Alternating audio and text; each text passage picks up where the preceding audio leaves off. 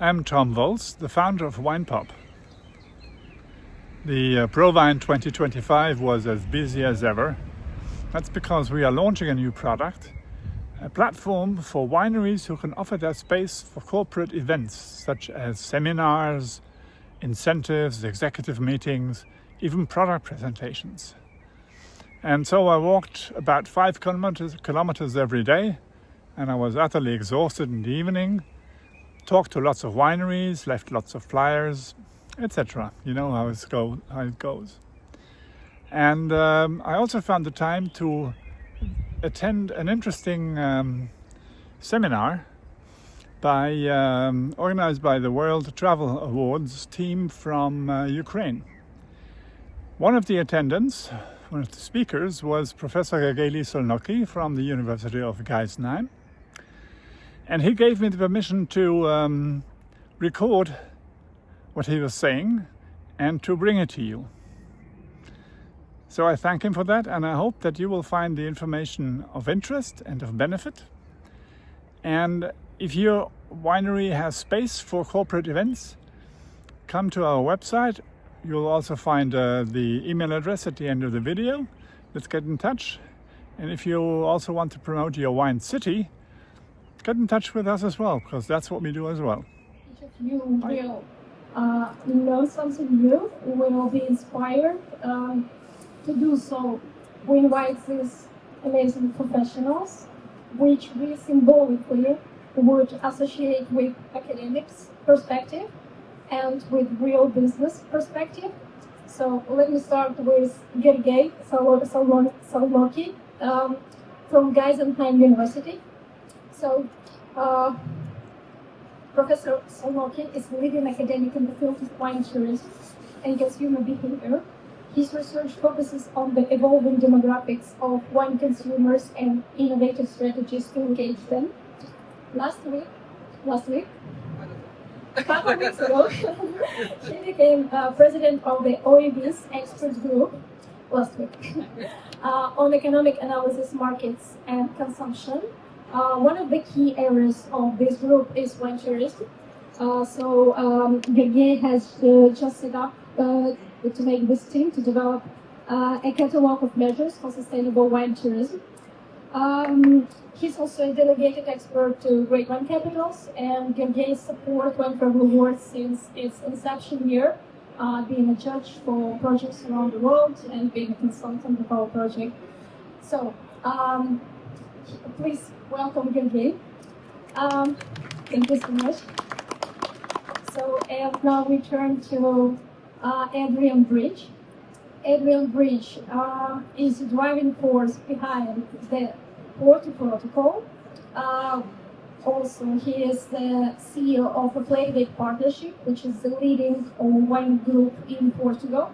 And he invented one of the biggest, largest scale project, World of Wine, which we will explore today during this talk.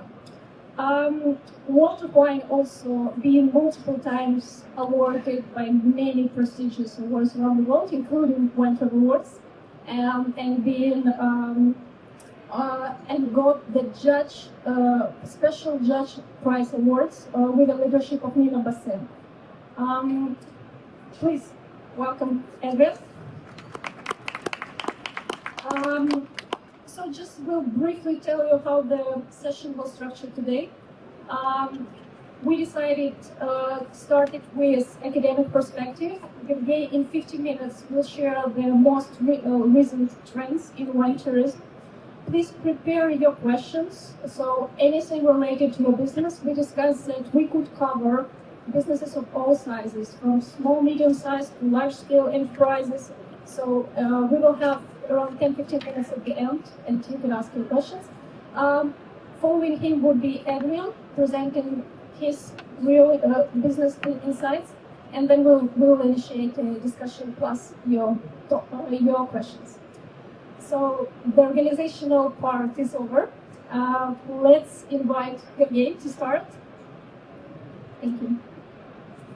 Yeah, thank you very much, Veronica, for your kind words and introduction. Ladies and gentlemen, warm welcome also from my side. Yeah, I'm the first one in a very complicated situation, how to start and introduce the topic. As you already know, we're going to talk about sustainable wine tourism. At least that's the frame of this presentation. But we put and set the focus on a very special topic, and this is written there in the second line, how to attract, how to get new consumers. So the consumers of the future in terms of wine tourism. So let's start with an unpleasant issue. Actually, the wine sector is facing right now a huge problem. And I don't want to go very much into details. You know very well what I'm talking about. Decreasing consumption, especially among young consumers. All European countries are affected by this. And don't get me wrong, I'm not saying that wine tourism will solve all these problems and will save the world. Definitely not. But what if I told you that wine tourism could be a game changer in terms of wine and wine consumption? But for this, we have some homeworks. We have to do some important things to do. For the introduction, and this is another industry, this is the tourism industry. You can see here, these are recent numbers from last year, turnover 2024, a huge amount of money. It's broke the record compared to the 2029, before COVID time. Tourism worldwide, 11 trillions, 10% of global GDP, 10% of global employment, and also in Germany, which is number one in Europe in terms of tourism. So why shouldn't we try to get at least a little bit more piece or bigger piece of this cake? It's possible. Wine, generally, the wine industry is decreasing, but the tourism industry is decreasing. So I think there are a lot of chance to use the positive aspect of this. So some theoretical questions. Why should wineries do wine tourism? And there are two dimensions. The one is the winery, dimensions of winery. As you all know, this is direct revenue, additional revenue, direct contact with the consumers, new customers, loyalty, and all of these positive things. And at the same time, there are also advantages on the regional level. Yeah. So this is one kind of hand-in-hand positive development in an ecosystem like this. I'm talking about tourism. But there is one important point, and at this stage, we arrive to the economic sustainability of wine tourism. Don't do wine tourism if it's not profitable. And this is an important lesson. Don't spend your time waiting for the customers, consumers, Sunday, Saturday in your wine shop when they are not coming. There are two options. Reshape your strategy or close the wine tourism business. This is important. I think you don't have this problem, right? Yeah? So, attracting new consumers. How it should look like actually in the future. We need new consumers, and believe or not, it's not so complicated to get new consumers and customers. We conducted surveys in the last 5-6 years, and we published them. This is the list of publications. I tried to summarize the main results in terms of how to get new customers. So, wine tourism is not only about selling wine. At the end of the day, of course, it counts how much wine is sold, but actually wine tourism is about creating an experience. And this is what you have to do. Here on my left side, Adrian will give you some examples how to do this in the best way. And then if you do so, then don't neglect the locals, don't neglect the day visitors, don't neglect the overnight customers and consumers. They are all one. Yeah? So they are all potential consumers. So I'm going to show you a picture. This is you and this is me. Wine experts, wine freaks, crazy about wine. Yeah? But on the other hand, there are also other laymen. They visited a wine growing region. And then also this layman looking for entertainment, education, culture, nature, relaxation, and all of these things. And you, as a winery, you are able to give them this positive kick. And this is written there, happy accidents. Yeah, those laymen, they don't plan and don't organize in advance wine tourism activities. Yeah, but could happen, and this is the happy accidents, unexpected happenings during their holiday in the wine region. And then, guess what? This is the share of visitors of wine-growing regions. 5 up to 10% of wine experts, if any. Yeah, and the remaining 95%, they are laymen. So, I'm not saying and not telling you forget about wine experts. They are important, but they are coming anyway to your winery. Maybe put a little bit more focus on laymen, which is a bigger group, yeah? And then, of course, depending on which target group you have to do, you need different strategies. So, the wine freaks, you and me, yeah, they're looking for wine. They're looking for wine and wine and wine. So they need description, they need methodology, they need techniques, details, and they need someone, the best case, the winemaker that looks like Jesus or whatever, yeah, and he or she should tell us as much as he or she can about wine. But there are also other segments, yeah. There are people, laymen, they're looking for relaxation, yeah, and they need story. They need a good mood, they need fun, a little bit wine, not too much, yeah? But they don't need details about wine. They need an ambience, yeah? A little bit wine, a little bit more ambience. And then, the last group, they only looking for relaxation and show. They don't need wine at all, believe it or not, yeah? They need Disneyland, yeah? Disneyland of wine.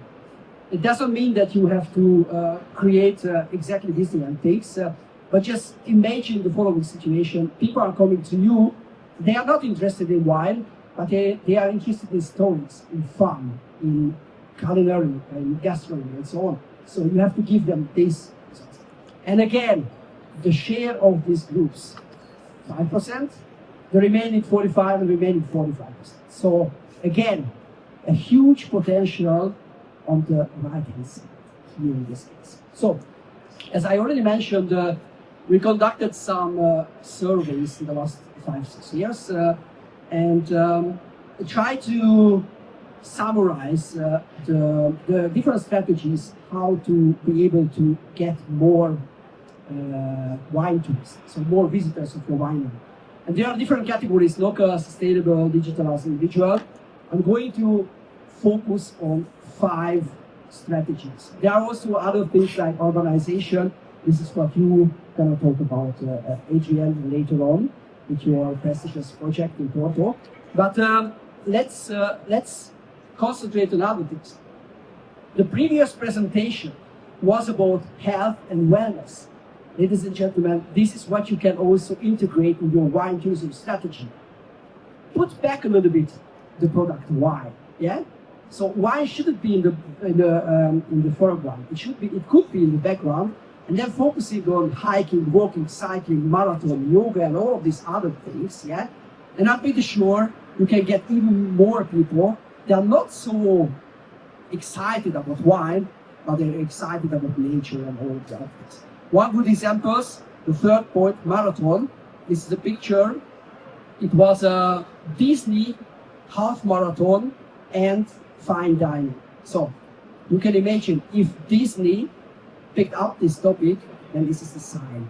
On the other hand, of course, aesthetic and art, creating music, concerts, theater, art, museum, or whatever you like. Also in this case, wine is not in the foreground, wine is in the background. Yeah, and this is something what you say. They say it shouldn't be always wine. It could be just the ambience, the circumstances in the winery, and then maybe later on a little bit wine. The other thing is motivation. We had the chance to conduct a survey with more than 4,400 visitors of a wine region in Germany some years ago, What we found out that the main reason they visit the wine region is nature, relaxation, a little bit wine, and food. Of course, the wine freaks, a little bit more wine, but even the wine freaks, they're not only focusing on wine, but this is a combination of different things, like nature, relaxation, food, and so on. So the task is here, in this case, focusing on pleasure and enjoyment. Also in this case, you don't have to use wine as a communicator, as a main communication tool. It's enough when you say, we offer pleasure, we offer enjoyment. And part of this is also wine, yeah? But not only 100% wine. And to try to communicate when it comes to wine tourism experience, try to communicate more nature, try to communicate more culture, yeah? And they should be actually also fun to try. The next step is mobility and accommodation. And this is not a strategy, it's more a challenge for different wine regions. Yeah, there are different vehicles, different ways how to get in the wine region, how to visit the winery. So what we realize is 80%, at least in Germany, of the visitors come by car. Yeah, and this is a question: don't drink and drive. Yeah, there are some prestigious projects nowadays, autonomous driving. Elon Musk has nowadays everything he has to do, but not focusing on this project, but there are other projects doing a really good job here. And the other thing is, when you can keep the visitors in the winery region over 1 night, 2 nights, or 3 nights, this is more valuable for a winery region than having and receiving day visitors. So you have to offer them also some accommodations. And when you combine mobility and accommodation, what is the answer? Now, what is the answer? This is the answer. Have you already tried this one? I tried it 2 years ago. It's a great experience. Yeah, this is caravanning and parking space at wineries. And also here we conducted a survey. We found out that in Germany the investment is approximately 8,000 euros for a parking slot. Yeah, and you don't need necessarily 20 of them. It's enough 3. Yeah, and then there are lots of advantages like new consumers, loyalty, awareness of the winery image and direct revenue, and then the advertisement of MasterCard experience is priceless. I just can tell you the positive stories. So, online. We all believe, and I'm pretty sure you, Veronica, and everyone too, that wine tourism is always an in-person experience. Yeah, it used to be, but not anymore. Corona and the whole Corona crisis learned us that there are also wine tourism beyond the in-person experience, like for example online wine tasting or the multisensorial device-based remote wine tourism. And the focus is here on remote. Just imagine, this is extending the circle of potential wine tourists. Yeah? And who will you reach with these offers? Definitely not those, they are wine tourists. So wine tourists, they get into the car and go and drive to your winery. Yeah? We attract people, they don't want to drive to your winery. They will never ever do this in the future. But reaching them with online wine tasting and with other device-based things, you can just extend, and this is remote wine tourism. And I won't say that, I'm not saying that it will be the future. No, this is already the reality. And again, this is like alcohol-free wine. Alcohol-free or de-alcoholized wine is not for you guys, not for me. De-alcoholized wine is for not wine drinkers. Okay, so this is also for not wine drinkers. And the last slide is a little bit, okay, this is sustainable wine tourism, but only one dimension of sustainability, focusing here on environmental practices. Yeah, and then there is a kind of niche wine tourism experiences. So there are some target groups, they're looking for special topics like organic wine tourism, biodynamic wine tourism, natural wine tourism, or PV tourism. fungus resistant wine. And again, these are very niche, so at the very beginning of these things, but especially thread surfers, so a target group, they're always looking for something new that no one else does, yeah? Or the so-called know-hows, yeah? So lifestyle of health and sustainability. They are pretty good target group members, and you can offer them interesting experience, like organic wines and biodynamic wines or something like this. So, very briefly, that was my part. But of course, after this presentation, we are open for questions. Okay, perfect timing. 15 minutes goes, perfect. So now we will initiate a small discussion, but please raise your hands if anyone has questions, just for me to plan timing. Okay, just one. Okay, maybe you will have more while we will talk.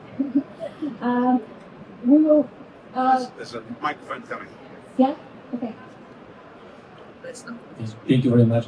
Could you share some more experience about the wellness and spa and the wine tourism? Yeah, with pleasure. Actually, what we realized is that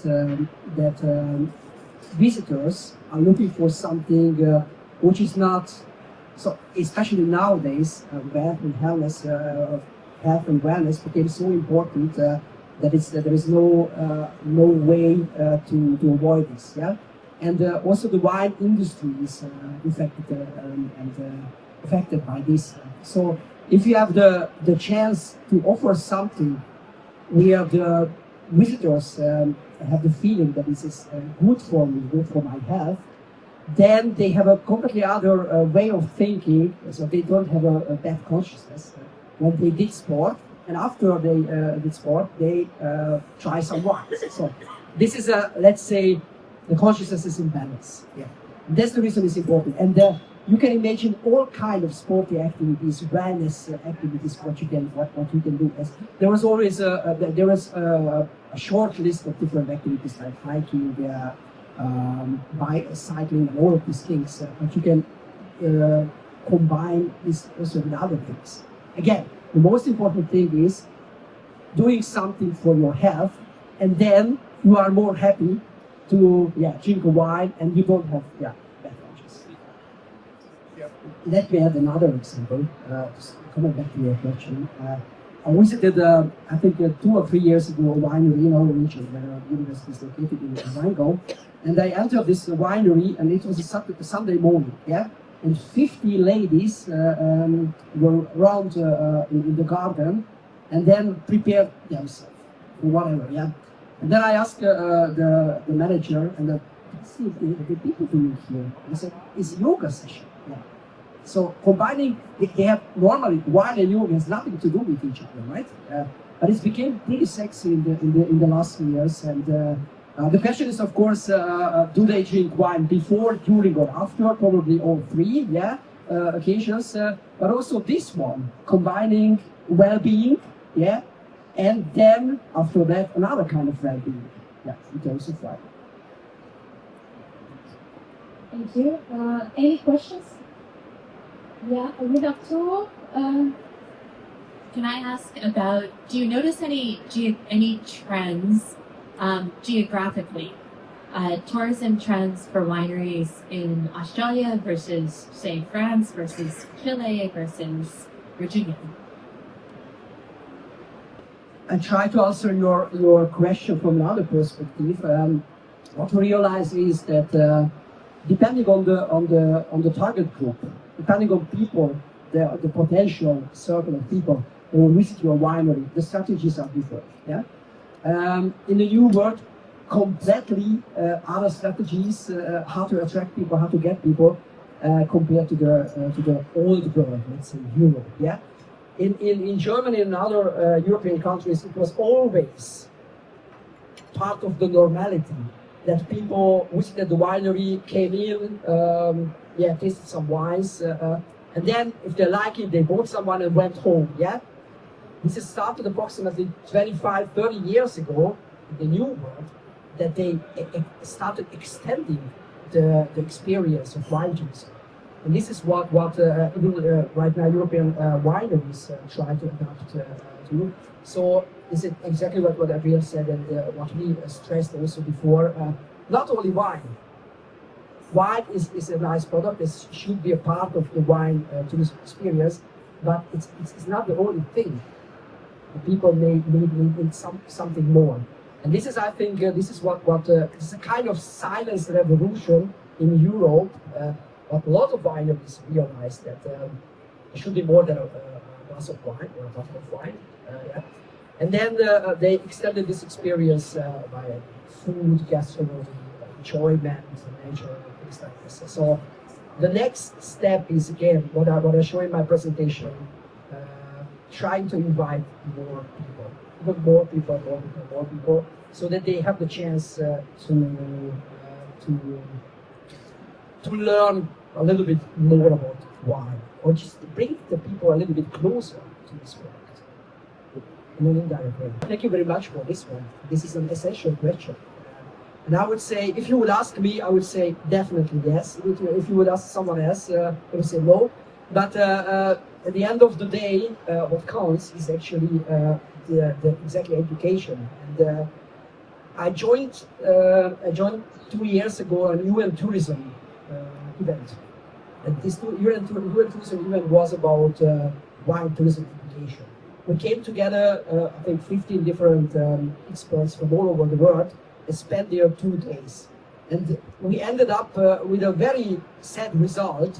And the result was, there is a huge need, but there is no offer. And we try to bridge this gap. So we are planning in Geisenheim an English-speaking joint master in wine tourism and management. Hopefully we're going to start next year. Let's see, yeah. In a cooperation with other universities from Europe. And as you know, in Germany, there's a liberal way of studying. It will be an English-speaking master for free. Yeah. So we hopefully will attract a lot of students. But this is only one side of the coin. The other side of the coin is, what about those that are already active in the wine business? And they need a kind of executive education, right? So this is also what we try to organize worldwide with different or bigger organizations, smaller organizations, local partners, international partners, to offer something like this. Not a big thing, is only 5 days. It's a kind of summer school, but again, for professionals, yeah? And we really do hope and do see a kind of huge need for this. So we're gonna do this in the future, in the near future. You are welcome to join. Yeah, my take on education, and clearly it's an industry, we need to be professionals, we need to understand it. And, you know, pure F&B operations versus wining operations, as I say, they're different industries, they're different businesses, and they take different levers to control them. However, you know, we're a very strange industry in many, many ways, because, you know, we want to educate consumers, and then as soon as we open their eyes to how magical wine is, we then ask them to be completely loyal to our brand. Don't try anybody else, just try, you know, I've not taught you, just drink me. The answer is, you know, all of us are in fact starting all of the consumers on a journey because we need to give them confidence. But we have to accept that as we educate them and give them that confidence, they'll go out and they'll try lots of things. But if we can break that barrier down, then I think we make wine much more accessible. And I think the one takeaway I would have normally when I think about the wine industry is that we work so hard to make it exclusive and difficult for people, when in fact, through tourists and so on, the entire objective is to do the opposite. Make it easy, make it fun, make it very inclusive, and be very gentle on the education, but guide people through, build their confidence, take them on an amazing journey, which is wine.